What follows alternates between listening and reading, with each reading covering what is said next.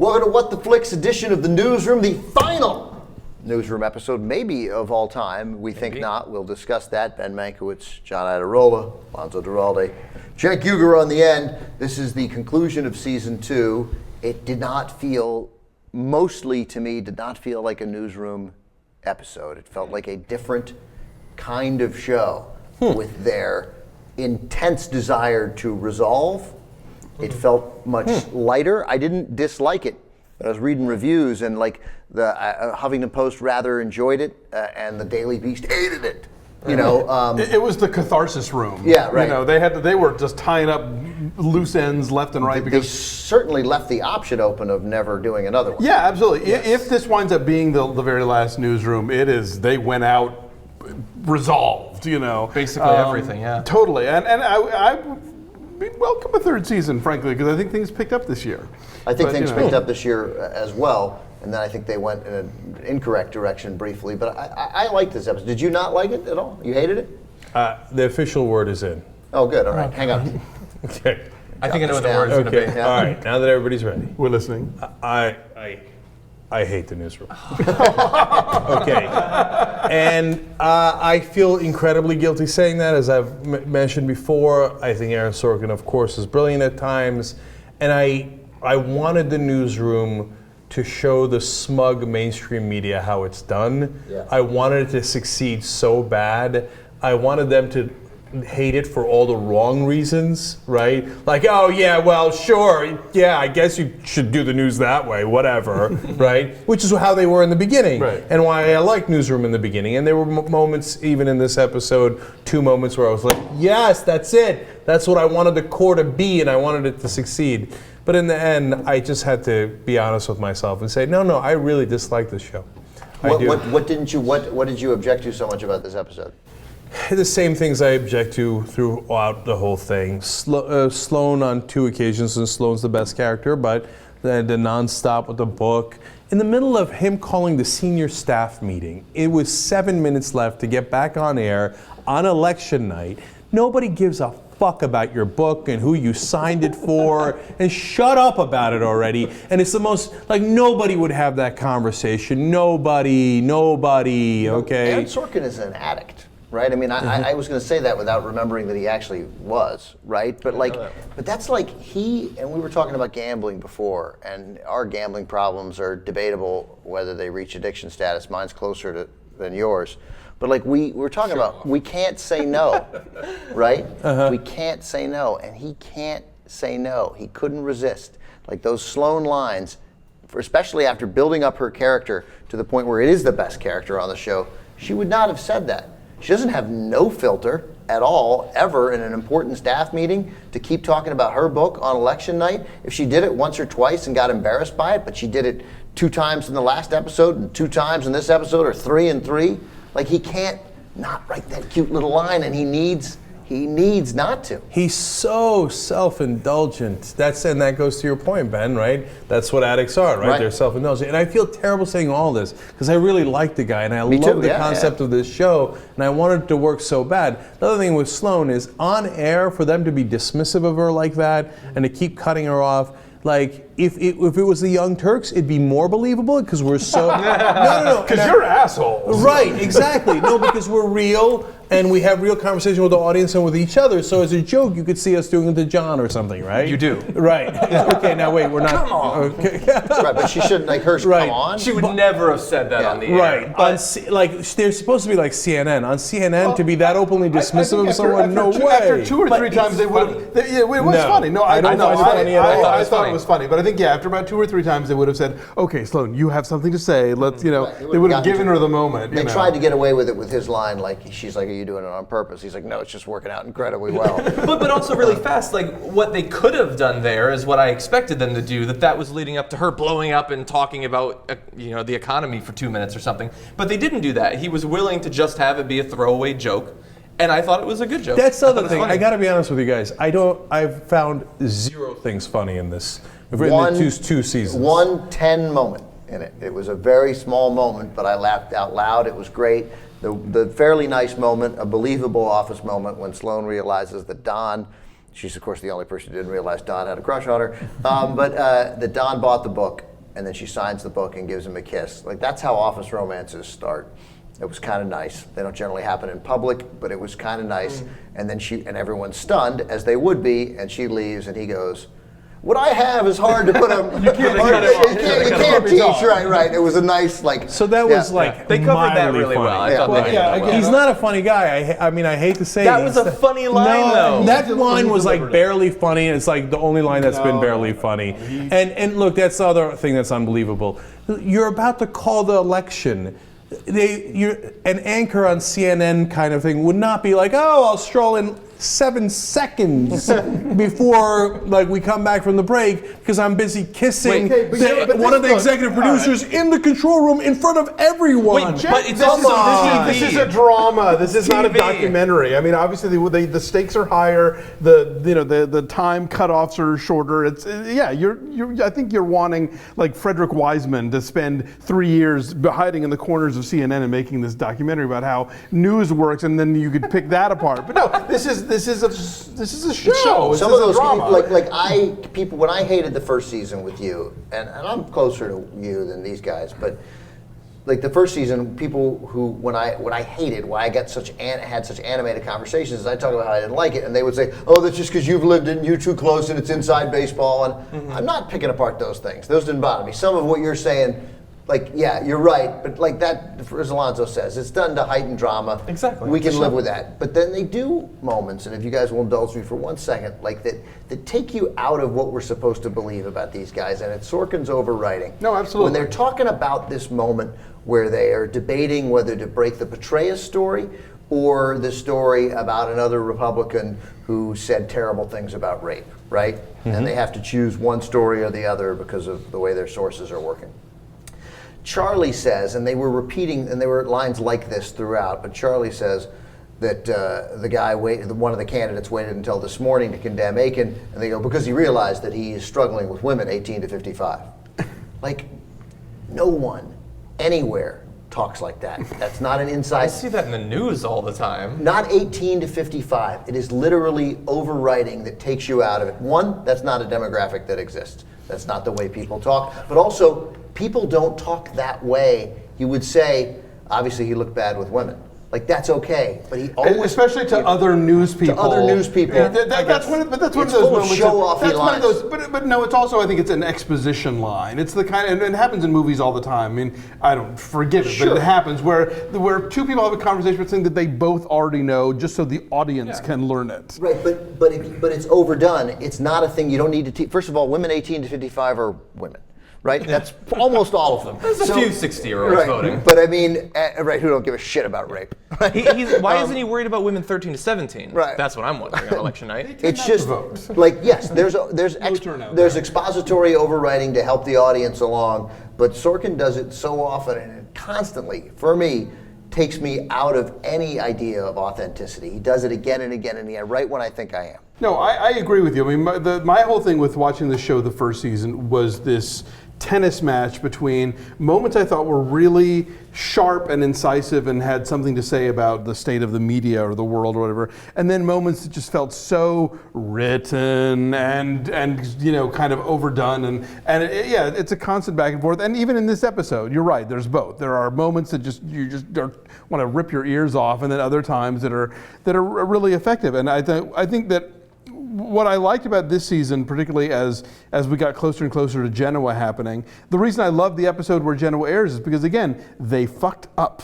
And this show has always been about people being so smugly correct all the time, which is easy to do when you're being written 2 years after the fact. I enjoyed seeing them, make a mess of things. And then these last couple of episodes where they're sort of trying to get their footing back and dealing with other stuff, I was kind of back on board a little. And yes, there's still those moments that bug me, but overall, I couldn't. When we got to the point where oh man, we're going to talk about Africa and the engagement ring again, it was like, But I thought part of the wrapping up. But no, absolutely. You had to, if you're gonna sort of finish the business here, you had to go back to that stuff, and I thought those were handled okay. Okay, so really fast, I'm going to step in. John, I got to go to Cenk real quick.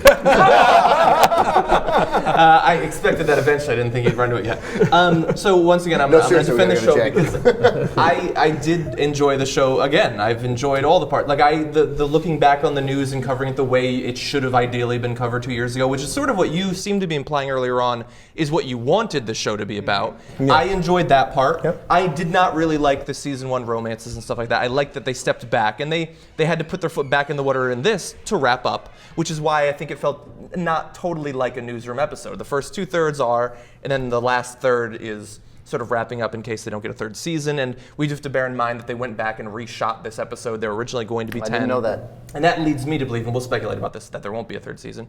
But I did enjoy it. Like, I do feel invested in the characters. I do think that there are funny moments. I thought Jim on Skype, when his girlfriend hangs up on him because he's talking about her being homely and stuff like that, I thought that was funny. And I liked Will's big speech about Republicans at the end, even though it was a speech. It was another one of those speeches. Yeah, but still, it was a good one, you know. The criticism that we're levying, maybe it's because this is the industry that we're in. I think our expectations, or maybe it's based on you guys having seen Aaron Sorkin shows in the past, I think our expectations are too high to say, well, this dialogue isn't how people actually speak. Well, if I wanted to hear how people actually speak, I could stay extra hours at work. But I don't want to hear real people talking. I want to hear clever, funny people talking. I got it, but that's a cop-out because, of course, you want to hear well-written. It's a drama. But the best dramas, the great shows. I mean, nobody says in Breaking Bad that's not how people talk. Nobody says in Game of Thrones. I don't know how Tyrion's people talk. accent. Right, but I mean, those people talk consistent with who they are in the world that they live in, and that. But this is a group of hyper-educated, oddly. I'm not hyper-educated. I know hyper-educated people. They don't talk like that at all. And I'm coming to this as somebody A, who does not work in news, unlike these guys, and B, who has never watched a Sorkin show before. I never watched West Wing. I never watched Sports Night. So this is actually my, not counting his films, my sort of introduction to his style of stuff. And you do seem to be more on the positive side than these two, like me. But I'm still calling bullshit on moments that are like, oh, come on. There are still moments that drive you to the wall. I frankly was very strongly considering not even watching this season. It's only because we were doing these recaps that I sort of took the plunge back in, and now I'm glad I did. But I have to say, season 1 left me in a place where I was like, I could skip that. So that leads to 2 interesting things. One, I am so torn on watching season 3. I won't be doing the reviews because it's just too painful. Oh, okay. But first of all, I'm gonna call something on you. Fuck you. Do that. You can't keep quitting shit that you're in. You're in with your friends. You'll do season 3. You're good. I wouldn't do a pool with him this year in football, so he's still bitter about that. I have a point. Fuck you. We were all counting on you, Cenk. He'll do season 3. You gotta do it. All right. Oh, God. Then now I'm rooting against season 3. The first half. Okay. The first half. All right. So, but I'm torn on whether I'm going to even watch it. But now let me give it its due, right? The 2 scenes that were terrific in this that I wish they had centered the whole show around was one, the Republican scene, how he explains, this is why I'm a Republican. And when he explained apart why he was a Republican, it reminded me of exactly why I was a Republican. Right? Growing up, I was a liberal Republican because I believe in market forces, I believe in capitalism, I believe in strong defense, I believe in deterrence, all these things of why people used to be Republicans.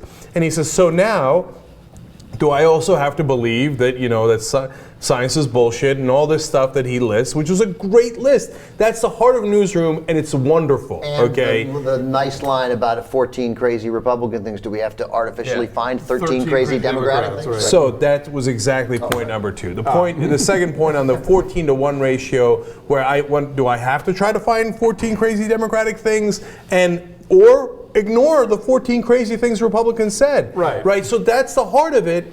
Unfortunately, I felt like with Newsroom, I got that about 10 to 15% of the show, and I got 85% crap that I don't find funny. I hate the relationships. I think it's unrealistic. There's so much I couldn't stand. If they had turned the ratio around, then I would have maybe gone from not just liking it, but to loving it. If they had made it 85% that stuff and 15% filler crap, then I would have had a totally different opinion. Nothing is more telling than you don't like the show, because some of that stuff, I know you would find I think you would find moderately funny, certainly not objectionable, but you're so aggressively turned off now of anything that's not the good stuff. any of the relationship stuff that you're just like, I don't care. Oh, they're on Skype. Oh, hey, let's Skype in the middle of the most important night in our careers. Yeah, okay. Jim, going and Skyping, you got call Connecticut. Do something, right? Everybody knows which way Connecticut's going to go, but call it. She's Don't at sit the there and Romney Skype. campaign. It's Whatever. sort of work-related. Everything about it was fake. Also, Nothing was real. Like his condescending girlfriend now, and their overly cutesy relationship, and the disaster with Maggie, right, and that relationship. And Maggie's rehabilitation is at least she's far less unbearable than she was. For the love of God, date Lisa. It's so obvious. No, you're wrong about that. The problem with Lisa is that she's not smart enough to. Yeah, I love that he reassured her about how good of a person he is. He didn't reassure her about how smart she was. Yeah, it was super ignorant. But really fast. He said all the Can I right. He just- said really good stuff. All he right, did. one quick thing about that. It's a classic Sorkin. The whole point is that she does not know enough about politics, right? And hence the not smart enough stuff.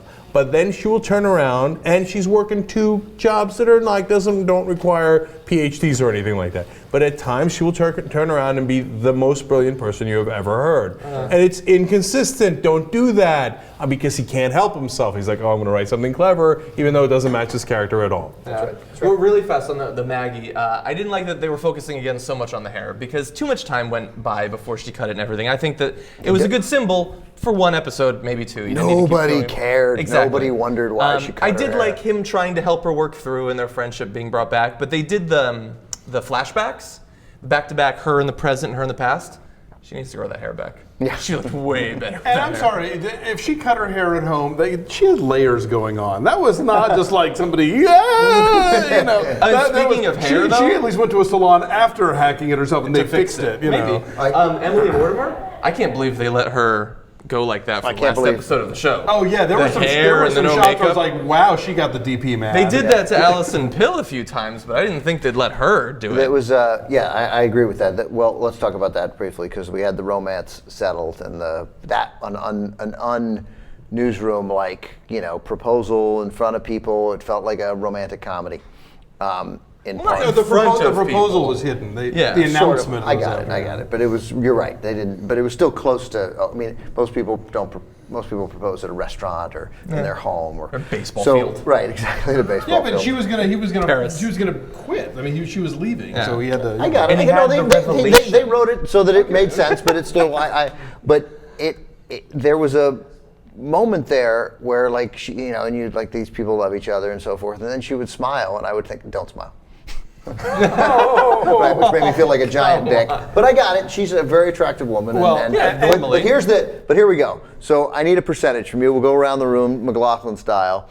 Odds that Jeff Daniels and Emily Mortimer in their relationship, or McAvoy, whatever her name is now, odds that Will and Mac will ever once have hot, weird sex in the course of their entire lives together. Jack, you're How are good. we defining weird? However you want to define Well, it. it's heterosexual, so for me that's already weird. So. The, I don't, whatever you do in your privacy, you're always not my business. But 11%. 11%. I'm thinking 4. Lights off. Yeah, like this is boring. Not gonna be. Definitely weird. Hot, 5%. If they start working out together, maybe. No, you're all wrong. The correct answer is 0. It's inconceivable that those people with that kiss will ever have a moment of heat in their lives. Awkwardest kid. I mean, Yeah. when he comes lumbering Yeah. towards her, like whoa. And the close-up on his that's- face, it's like close-ups on Conan O'Brien. You gotta pull it back a bit. That said, I wish my girlfriend is traveling, so she wasn't watching it, and she's not really watching this season. But if she'd seen that, I know she would have been like, like it would have worked. It would have landed. There's no You question. think so? No, I guaranteed. think Yeah. anybody who's been wanting those two to get together, that moment was created for them to be like, Yeah, I'm so sorry that yeah. Lee It was wasn't kind there. of I think rushed, but- they rushed it. But and I think like they had his to. epiphany on forgiving her after like holding out for infinity, Right. and then he breaks on like, oh, she did some things wrong, Right. but she did some things No, no, right. no, that's not it at all. No, What's the thing like, get the ring, get the ring? No, the That sentence he wasn't says it. is, I couldn't live with something, and then he realized that's what sets emotions, that he realized that he can't live without her. No. He said, I can't live with Mac feeling guilty about the Genoa thing. He was leading in that direction.